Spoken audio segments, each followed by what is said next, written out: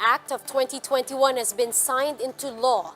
This measure sets up a 500 billion peso indemnity fund for those who may suffer side effects due to COVID-19 vaccines. With the first vaccine shipment set to arrive in the country tomorrow, the IATF approved expert recommendations to use Sinovac on COVID care health workers. This despite an earlier FDA pronouncement that the shots are not recommended for health workers and senior citizens. The PNP and PDEA will be hands-off in investigating the fatal misencounter between their troops. This after President Duterte ordered the NBI to be the sole agency investigating the shootout. Someone should pay the price for the botched anti-drug sting that resulted in several casualties. That's according to a criminal law professor who also said the country's drug laws need to be revisited and revamped. Now, over in Spain, bar owners are limiting physical contact between workers and customers by deploying robot bartenders.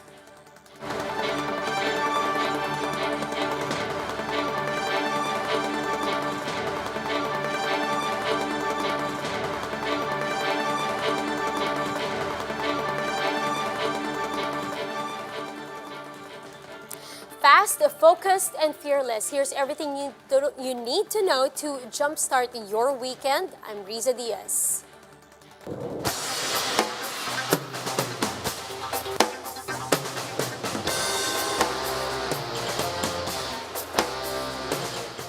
President Rodrigo Duterte has signed the COVID-19 Vaccination Program Act of 2021.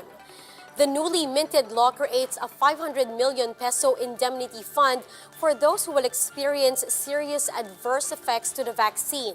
Now, this measure will also expedite the vaccine procurement of local government units and the private sector, as well as the issuance of vaccination cards to those who have been inoculated. Presidential spokesperson Harry Roque said they remain committed in the fight against the pandemic and using necessary means such as the enactment of this Republic Act as a way to kick off a vaccine rollout in the country. Now, even with the first batch of shipments already arriving tomorrow, government agencies are still at odds regarding China's Sinovac. The FDA laments its lower efficacy rate for high-risk health workers, while the health department says this should not be a bar to taking the shots. More on this report by Greg Gregorio. China's Sinovac may not be the best vaccine for high-risk health workers. According to the Food and Drug Administration, its efficacy rate is significantly low for exposed individuals. Ang nakita po kasi doon sa trial sa Brazil, na binigay po ito doon sa mga COVID, sa mga health workers na nagtatrabaho po sa hospital na nagtitreat ng COVID-19 ay 50.4%. But this efficacy rate, says the health department, is not a contraindication in receiving the shots.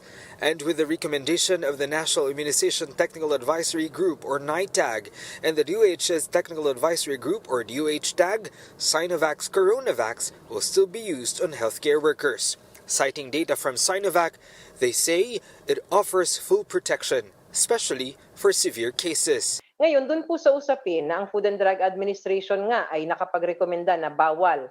Hindi po niya sinabing bawal. 100% protection for severe disease from hospitalization, 70+% protection from moderate disease. Add to that, the DOH tag says it does not contain allergy-causing chemical. The evidence for Sinovac came from unpublished trials, but this has now been reviewed by different panels. And the consideration first is it is a safe vaccine. But NITAG clarifies receiving Sinovac jabs is still voluntary. If they are hesitant to accept this vaccine, then they can wait for the next available vaccine available. But we don't know when that will be. In the latest Octa research survey, only 13% of respondents trust China-made vaccines. Hindi natin ma-restore yung economy natin if we don't get ourselves vaccinated. And not just us, other nations won't have confidence in us if we are not vaccinated. The Interagency Task Force has approved NITAG's recommendation. They await President Rodrigo Duterte's final decision. Some 600,000 donated Sinovac shots are expected to arrive this Sunday. For News 5, Greg Gregorio, we are One News. Malacanang welcomes the IATF recommendations to use Sinovac vaccines to inoculate healthcare workers. In a statement, the palace said health workers are the most critical frontliners against COVID-19 and they remain at the top of the vaccine priority list. Roque adds that the recommendation of the National Immunization Technical Advisory Group and the Health Department's Technical Advisory Group is an assurance that Sinovac is safe and beneficial to medical frontliners. NITAG has recommended the use of the China-made jabs to health workers. This contradicted an earlier advice from the FDA that the shots are not recommended for those directly attending to COVID-19 patients. Health workers from the big three COVID referral hospitals will take priority in receiving the first legally available vaccines. That's according to the National Immunization Technical Advisory Group member, Dr. Maria Consorcia Lim Quizon. She says prioritizing health care workers from the PGH, Lung Center, and Amang Rodriguez Hospital has been the plan from the beginning. She further emphasized that the vaccine's 100% efficacy rate in preventing severe symptoms are showing great promise for the China-made shots. There was no question from day one. You know, number one, we said it was health workers. Now, who, particularly health workers? We said, okay, there is not enough to go around. We will prioritize the big referral hospitals for COVID.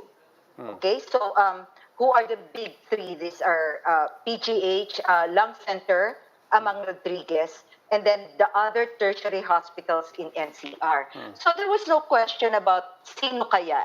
We have to prioritize the referral hospitals for COVID. The Armed Forces of the Philippines is ready for the arrival of Sinovac vaccines tomorrow. The AFP says it is all set to provide logistical support for the delivery of the jabs on Sunday. AFP spokesperson Edgar Arevalo also said that they are ready to inoculate their men once the vaccines arrive. Arevalo adds that they aim to vaccinate about 100 AFP personnel daily. Meron po tayong 304 AFP Medical Services personnel na inihanda po natin upang tumulong diyan sa gagawin natin at nagkagawa na nga po sila ng mga simulation exercises upang tingnan ang ating at subukin ang ating kahandaan. Meron po tayong 72 vaccination teams at meron din po tayong pinilang na 47 vaccination sites. Yan po ay sa loob ng mga kampo ng military na meron pong treatment facility. With 91% efficacy para sa vaccine na ito at may EUA naman po siya, wala naman po tayong nakikitang dahilan kung bakit sila hindi dapat bigyan ng bakuna.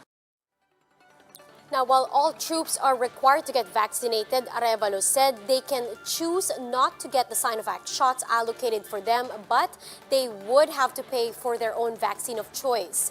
This despite the DOH and FDA continuously reminding the public that the vaccines are not yet sold commercially as they were only approved for emergency use.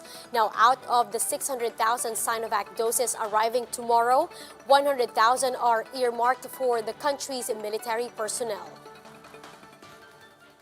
But as a concept, as a principle, yun po ang sinasabi natin. If they really want to opt for another brand, apart from effective na vaccine na meron na tayo na inilaan para sa ating mga sundalo, then they could exercise that option.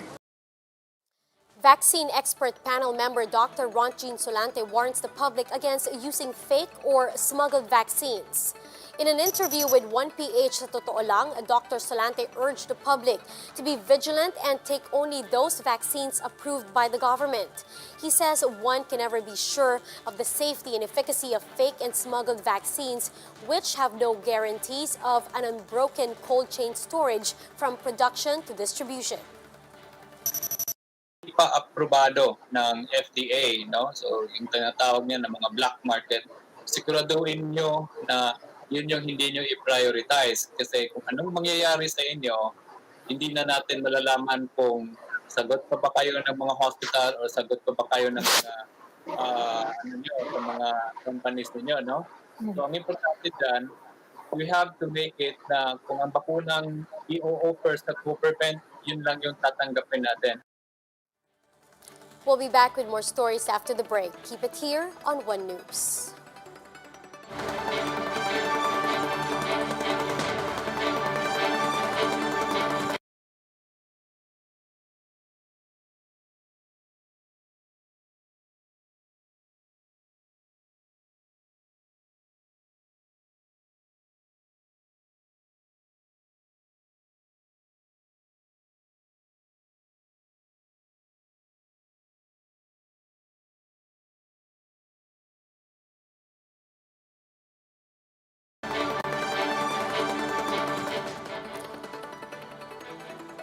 You're still watching One News Now. I'm Riza Diaz.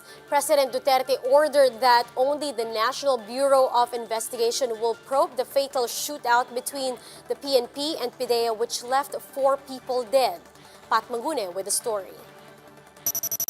The PNP and PDEA are convinced there was proper coordination between their forces before the bungled operation on Wednesday night. They said it's possible that they were after the same target. However, an informant may have given different aliases to the same suspect. Pag titignan namin yung operation, yung coordination, abay, magkaiba, okay ito. And then later on, kapila na pa yung nagbanggaan. So, ganun siya. Magkaiba ang targets namin, pero later on, kami pala yung nagbanggaan. And that's what we are trying to find out. That's the truth that we want to ferry out. PDEA is also not ruling out the possibility that their target set them up. These syndicates, talagang aral na ng gusto yan. Masyadong maaga para sabihin natin pinaglaruan agad tayo. But former PDEA Director General Junicio Santiago thinks otherwise. He believes there could have been lapses in coordination. Doon mo hanapin, saan kayo nagkaroon ng butas doon sa coordination? Santiago said the teams may have also been too excited to pursue their target that tensions escalated. Nagbabarilan na yun. Paano ka papakilala ko? Isi ganito ko. But alam mo, the other party is your naging kwento na nagbarilan na, minataon na eh. Mahirap na mag-awat doon. Though both units want to get to the bottom of the matter, President Rodrigo Duterte has decided that the NBI alone can conduct the investigation. This abolishes the PNP and PDEA's Joint Board of Inquiry. Nagdesisyon po ang ating presidente na tanging NBI lang po ang mag-iimbestiga doon sa putukan na nangyari sa panig ng mga kapulisan at ng PDEA dyan po sa Quezon City. Yung mga binuo pong mga joint panel para imbestigahan yan, na binuo po ng PNP at ng PDEA ay hindi na po magtutuloy sa kanilang investigasyon. Tanging NBI lang po, sang-ayon sa ating presidente, ang magtutuloy ng investigasyon. The PNP and the PDEA both said they will submit to the President's decision. The PNP CIDG will soon turn over to the NBI the cops and agents involved in the incident, along with all evidence. The NBI is meanwhile confident that they can handle the case. Surigao del Norte Representative Robert Ace Barbers adds that a House committee will also launch its probe into the matter on Monday. For News 5, Patricia Mangune, we are One News. Somebody should suffer the consequences of the recent misencounter between the PDEA and the PNP. That's according to criminal law professor and UP or PUP College of Law Dean Jemmy Lito Festin. In an interview with Sa Totoo Lang, he says both agencies suffered losses and whoever is responsible must be punished. He stressed the fact that this incident happened in a public place where there are a lot of civilians. Somebody paid the price eh. Diba kung it's just misencounter or errors, may namatay on both diba, both agencies eh. So dapat talaga the truth should come out. And then, of course, yun na nga, sabi ni Senator Orly, yung public confidence. Diba? So all of us are waiting, ano bang sino ba talaga ang may fault, ano ba nangyari talaga. At nakakatakot kasi, di ba, it happened dun sa lugar na matao, sa mall. Dean Festin also says that the current dangerous drug law must be revisited and revamped to better meet the needs of the people. We need to revisit the effectivity of this law based on our experience. So, hindi lang sa paghuli, pati doon sa aspekto ng kamusta ba yung mga drugs cases sa court. Do we have statistics on ilan ang cases na nadi-dismiss? Kasi kasama sa provision ng Comprehensive Drugs Act yung chain of custody. Dapat convince ang court na yung droga na taken from the suspect is the same drugs na presented in court.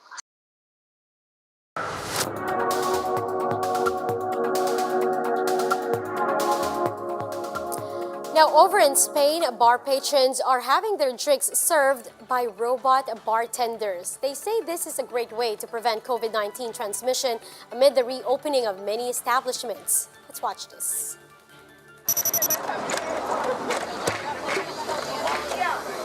Creo que en tiempos de pandemia pues está muy bien que haya un robot repartiendo bebidas y así no hay contacto con cierta gente.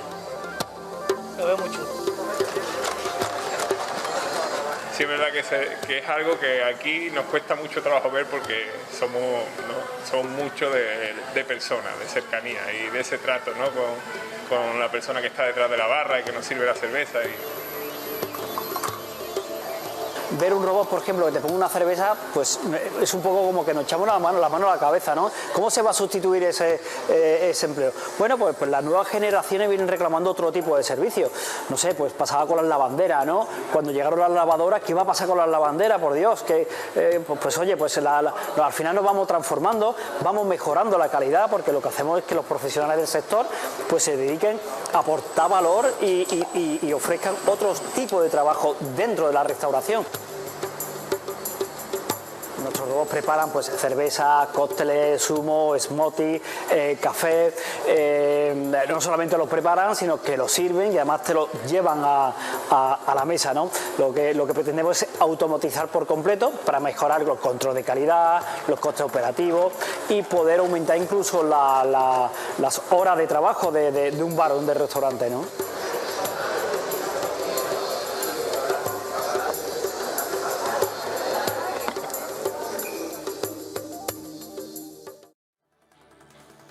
And that's how the day is shaping up to be. Join us later again at 10 in the morning as we continue to monitor the day's biggest stories. You can also catch One News on Signal Play app.